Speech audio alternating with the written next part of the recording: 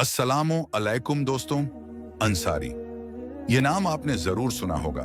भारत के मुसलमानों में यह जात सबसे ज्यादा मिलती है।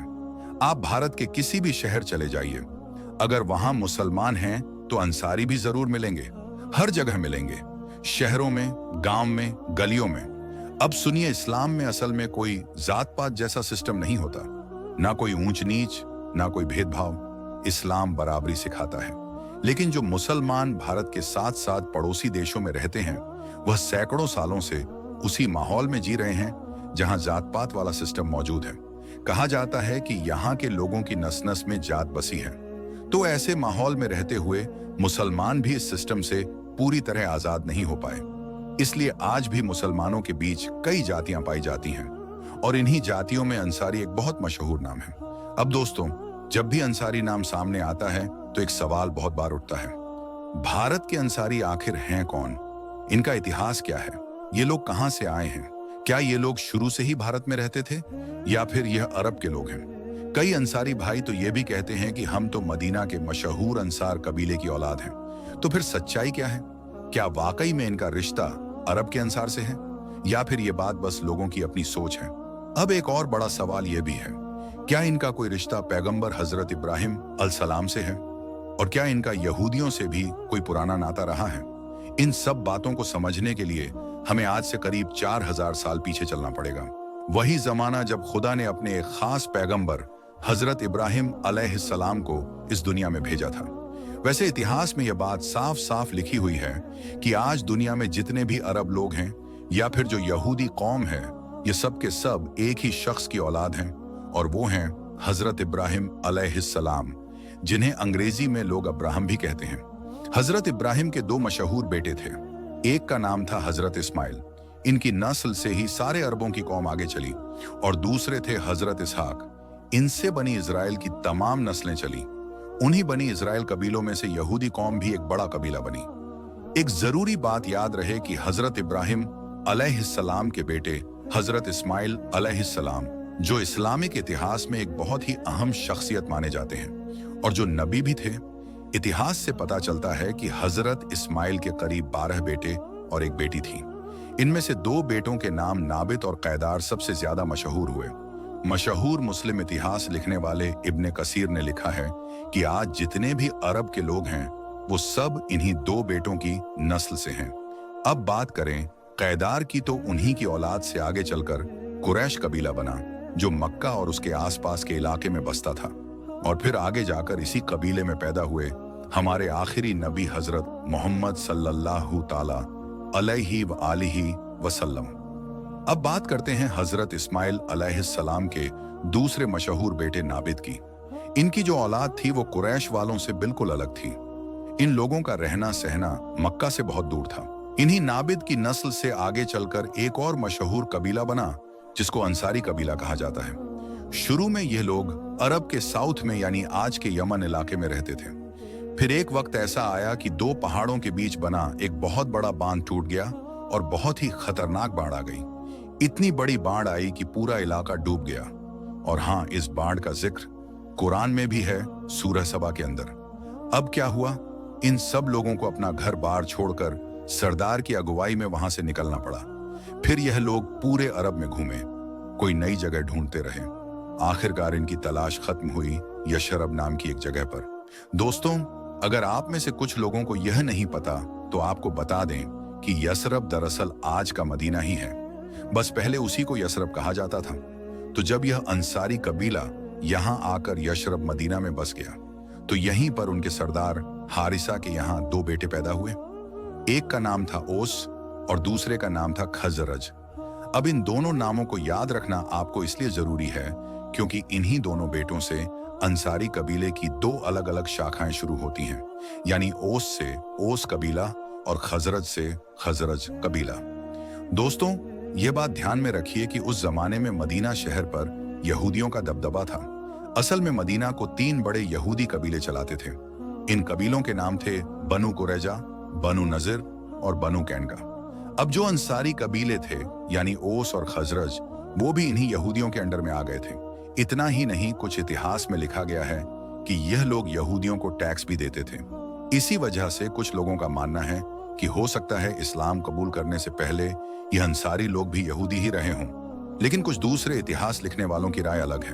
उनका कहना है कि यह लोग यहूदी नहीं थे, बल्कि मक्का वालों की तरह ही बुतों की पूजा किया करते थे, जैसे लात और मनात नाम के बुत जिनकी यह इबादत करते थे। दोस्तों, अब मदीना में जो अंसारी लोग थे, यानी ओस और खजरज वाले, इनका असर धीरे धीरे बढ़ने लगा। यह देखकर यहूदी कबीले जो पहले से ही मदीना को कंट्रोल कर रहे थे, वो चौंक गए।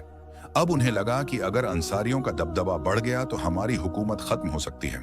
तो फिर क्या किया उन्होंने चालें चलनी शुरू कर दी, साजिशें बनाई ताकि अंसारियों को कमजोर किया जा सके या उन्हें अपने काबू में रखा जा सके।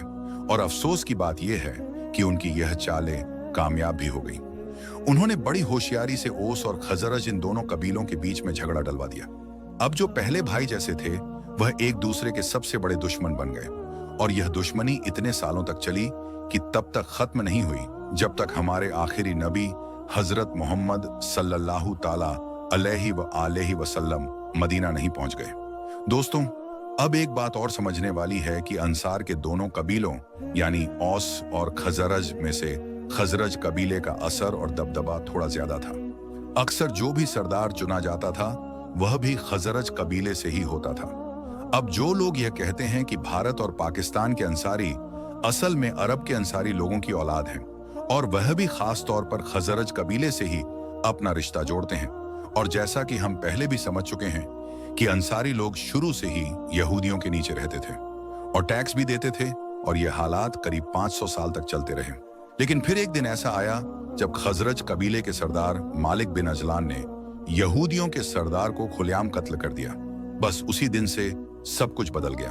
अब मदीना में असली कंट्रोल यहूदियों के पास नहीं, बल्कि अंसार के दोनों कबीलों के पास आ गया था। मेरे दोस्तों, जब हम अंसारे मदीना की कहानी बताते हैं तो एक नाम को कभी नहीं छोड़ा जा सकता। वह नाम है अब्दुल्ला इब्ने उबय। यह वही शख्स था जो नबी सल्लल्लाहु ताला अलैहि वसल्लम के दौर में अंसार का बड़ा सरदार माना जाता था। शुरुआत में इसने भी इस्लाम कबूल कर लिया था, मगर फर्क यह था कि बाकी अंसारी तो नबी सल्लल्लाहु ताला अलैहि व आलिहि वसल्लम पर अपनी जान तक लुटाने को तैयार रहते थे, लेकिन यह शख्स ऊपर से मुसलमान था और अंदर से मुसलमानों का दुश्मन। यह हमेशा मुसलमानों के खिलाफ चाले चलता और उन लोगों से मिल जाता जो इस्लाम के दुश्मन थे। छुप छुप कर उनकी मदद करता और साजिशें रचता रहता। इसी वजह से लोगों ने इसे एक खास नाम दिया, रईसुल मुनाफिकन, यानी मुनाफिकों का सरदार। दोस्तों, मदीना के अंसारियों में से जो इंसान सबसे ज्यादा मशहूर हुए वो कोई और नहीं बल्कि हजरत अब्बू अय्यूब अंसारी रदी अल्लाह ताला अन्हु थे। ये हमारे नबी सल्लल्लाहु ताला अलैहि व आलिहि वसल्लम के बहुत ही अजीम सहाबी थे। इनकी सबसे बड़ी खूबसूरती यह थी कि जब नबी सल्लल्लाहु ताला अलैहि व आलिहि वसल्लम मक्का से हिजरत करके मदीना आए तो इन्हीं के घर ठहरे। मदीना का हर मुसलमान चाहता था कि नबी सल्लल्लाहु ताला अलैहि व आलिहि वसल्लम उसके घर पर रुके, मगर अल्लाह ने यह बड़ी इज्जत हजरत अब्बू अय्यूब अंसारी को दी। करीब 7 महीने तक नबी सल्लल्लाहु ताला अलैहि व आलिहि वसल्लम इन्हीं के घर मेहमान बनकर रहे। इतना ही नहीं, हजरत अली रदी अल्लाह ताला अन्हु के द्वार में इन्हें मदीना का गवर्नर भी बनाया गया। और हाँ, ये एक बहादुर सिपाही भी थे, यानी इस्लाम के एक सच्चे फौजी। मेरे दोस्तों, इस्लाम में जितनी भी जंग हुई, ज्यादातर जंगों में हजरत अब्बू अय्यूब अंसारी रदी अल्लाह ताला अन्हु आपको हमेशा सबसे आगे लड़ते हुए दिखेंगे। अब यहाँ हैरान होने वाली बात यह है कि इतना बड़ा सहाबी जो मदीना में रहा करता था, उसकी कब्र मदीना में नहीं है, बल्कि उसकी कब्र बहुत दूर आज के तुर्की के शहर इस्तांबुल में मौजूद है। पुराने जमाने में इस शहर को कुस्तुनतुनिया कहा जाता था। अब सवाल यह उठता है, ऐसा क्यों हुआ? तो सुनिए। हजरत अमीर मुआविया के दौर में मुस्लिम दुनिया में सिविल वॉर यानी आपसी लड़ाई चल रही थी। हर तरफ मुसलमान आपस में ही लड़ रहे थे। इस हालात से परेशान होकर, या यूं कहिए कि इस फितने से दूर रहने के लिए, हजरत अब्बू अय्यूब अंसारी अपनी 70 से 80 साल की उम्र में मुस्लिम फौज के साथ बजेंटाइन साम्राज्य से लड़ने निकल पड़े। कुस्तुनतुनिया के बॉर्डर तक पहुंचे, लेकिन वहीं जंग के दौरान बीमार हो गए और फिर बुजुर्गी की हालत में इस दुनिया से रुखसत हो गए। उनकी आखिरी ख्वाहिश थी कि उन्हें कुस्तुनतुनिया ही में दफन किया जाए। तो आज भी उनकी कब्र इस्तांबुल में मौजूद है, जो मुसलमानों के लिए एक बड़ी मुबारक जगह मानी जाती है। जब 750 से 800 साल बीत गए तो आखिरकार उस्मानी खिलाफत के बादशाह सुल्तान महमूद ने कुस्तुनतुनिया यानी आज का इस्तांबुल फतह किया। जैसे ही उन्होंने यह शहर जीता तो उन्होंने सबसे पहला काम यह किया कि हजरत अब्बू अय्यूब अंसारी रदी अल्लाहु ताला अन्हु की कब्र को ढूंढा, और जब उनकी कब्र मिल गई तो उस पर एक बहुत ही शानदार मकबरा बनवाया। अब बात करते हैं उनकी औलाद की। हजरत अब्बू अय्यूब अंसारी ने 2 शादियां की थीं। उनकी पहली बीवी से सिर्फ एक बेटा हुआ था, मगर अफसोस कि वह बेटा जवानी में ही दुनिया से चला गया। अब दूसरी बीवी की बात करें, उनका नाम था उम्मे अय्यूब अंसारिया, जो खुद भी अंसारी खानदान से थीं। इनसे हजरत अबू अय्यूब अंसारी को 4 बच्चे हुए। इनकी बीवी की एक और खास बात यह थी कि जब नबी सल्लल्लाहु ताला अलैहि व आलिहि वसल्लम उनके घर मेहमान थे तो करीब 7 महीने तक खाना यही बनाती रही। इतना ही नहीं, नबी सल्लल्लाहु ताला अलैहि व आलिहि वसल्लम की कई हदीसें इन्हीं से रिवायत की गई हैं, यानी हदीसों की एक रावी भी थी। और मेरे दोस्तों, हजरत अबू अय्यूब अंसारी रदी अल्लाहु ताला अन्हु की जो 4 औलादें थीं, उनमें से एक बेटी का नाम था उमरा, और जो 3 बेटे थे उनके नाम थे मोहम्मद इब्ने खालिद, अय्यूब इब्ने खालिद, खालिद इब्ने खालिद। अब इन तीनों बेटों में से हजरत अय्यूब और हजरत खालिद अरब के ही इलाकों में रहे और उनकी औलादें भी वहीं पर बस गईं।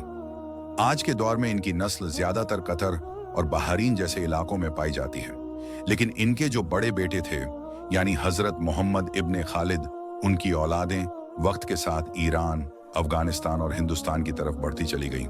अब इसकी वजह क्या थी? तो असल में हजरत मोहम्मद इब्ने खालिद तीसरे खलीफा हजरत उस्मान गनी रदी अल्लाहु ताला अन्हु की तरफ से भेजी गई एक फौज में शामिल थे, जो खुरासान के इलाके को फतह करने के लिए भेजी गई थी। जब खुरासान फतह हो गया तो वह हमेशा के लिए वहीं बस गए और फिर अगले करीब 500 साल तक उनकी औलादें अफगानिस्तान के बल्ख और हेरात जैसे इलाकों में आबाद रहीं। मेरे दोस्तों, अब बात करते हैं अफगानिस्तान के इन्हीं खास इलाकों की जहां हजरत अब्बू अय्यूब अंसारी रदी अल्लाहु ताला अन्हु की औलादें बस गई थीं। इसी जगह पर साल 1006 में एक बहुत बड़े बुजुर्ग पैदा हुए जिनका नाम था ख्वाजा अब्दुल्लाह अंसारी। ये ना सिर्फ बहुत बड़े आलिम, बहुत पढ़े लिखे थे, बल्कि साथ ही बड़े सूफी, शायर और पीर हिरात के नाम से भी मशहूर हुए। अब खास बात यह है कि हिंदुस्तान के कुछ अंसारी लोग ख्वाजा अब्दुल्लाह अंसारी को ही अपना जद्दे अमजद यानी पूर्वज मानते हैं।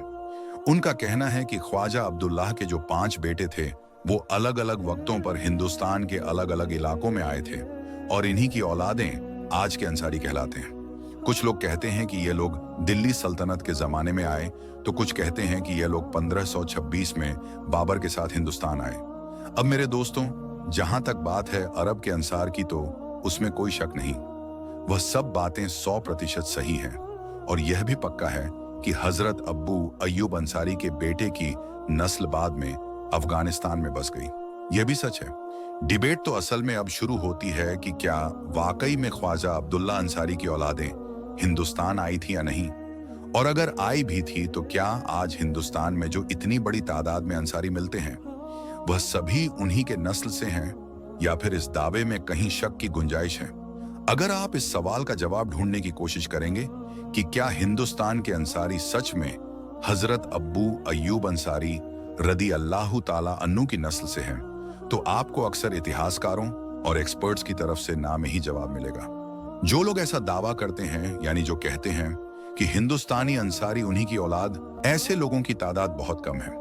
और इसकी सबसे बड़ी वजह यह है कि इस बात से जुड़ा कोई पक्का सबूत, कोई लिखित रिकॉर्ड इतिहास की किसी किताब में नहीं मिलता।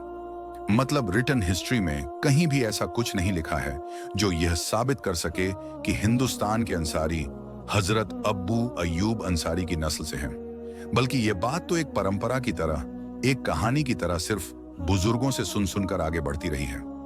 यानी हमारे बड़े बूढ़े अपने बच्चों को यह किस्से सुनाया करते थे कि हमारा रिश्ता उनसे जुड़ता है, लेकिन जब आप इतिहास की किताबों में ढूंढेंगे तो कहीं भी आपको कोई ऐसा ठोस सबूत नहीं मिलेगा जो इस बात को पक्का साबित कर सके।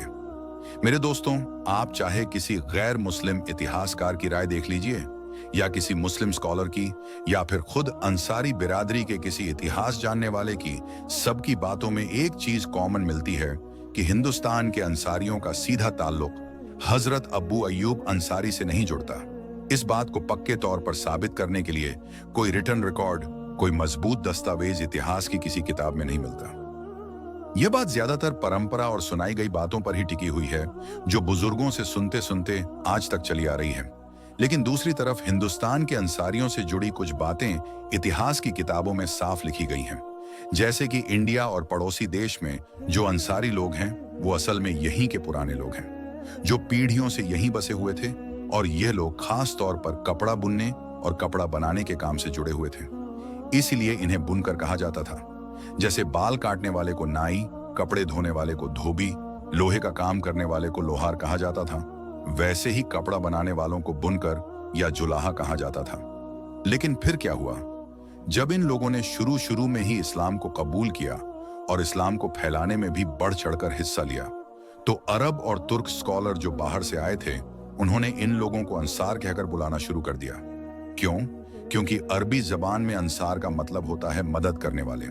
जैसे मदीने के अंसारियों ने नबी सल्लल्लाहु ताला अलैहि वसल्लम की मदद की थी, वैसे ही हिंदुस्तान के इन बुनकर मुसलमानों ने भी इस्लाम की मदद की, इसलिए इन्हें अंसारी कहा गया। और फिर यही नाम इतना मशहूर हुआ कि यह उनके पुराने नामों से भी आगे निकल गया। तो मेरे दोस्तों, आपको इस बारे में कुछ कहना है तो कमेंट बॉक्स में बताइए। मिलेंगे इंशाअल्लाह ताला एक नई वीडियो के साथ।